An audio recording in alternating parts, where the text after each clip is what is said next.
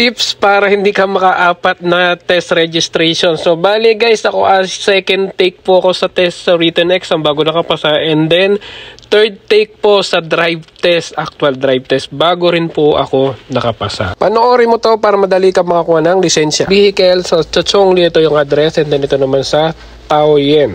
So, advice ko sa inyo, i-download tong application na to, screenshot nyo, or ilalagay ko na lang po sa comment. So, sa application na to, makikita nyo guys dito yung driver license test. So, lahat nandito, motorcycle true or false. So, lahat po yung kailangan ma-test mo or ma-review mo.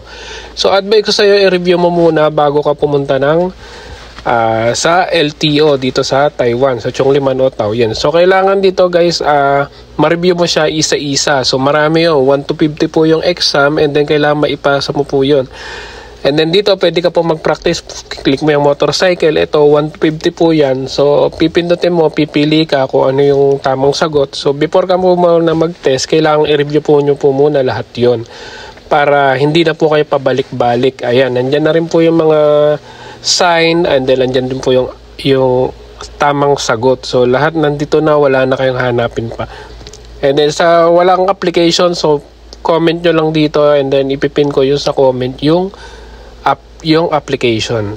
Ayan, lahat dito guys, nandito na, kaya imposibleng hindi na kayo makakapasa. So, tandaan nyo na lang, mag-review kayo. Ako, nag-review ako 1 week lang, and then sabi ko kaya ko, pero hindi ko pala kaya. Kaya, nakadalawang take po ako sa written exam. So, sa pangalawa naman, nakapasa na. Kasi una, kala ko sinong una, madali lang.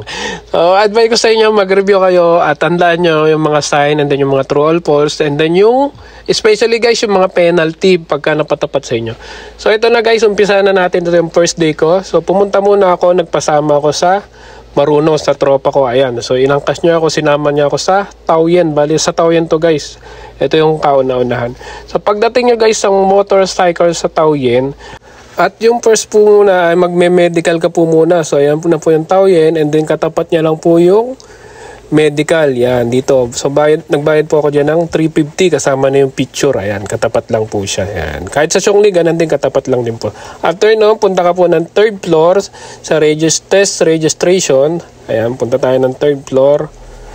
Ayan, pipila ka po dito sa, ayan, sa A ka naman po. Ayan, dito sa A, row A, punta ka dyan. And then, abot mo lang po yung papel na galing sa medical, and then pipili ka po kung kailan po, ano pong date, kung kailan ka mag-orientation, pababalikin ka po uli, 1 week, ganun. Basta ako, tinapat ko lang sa paggabi ko.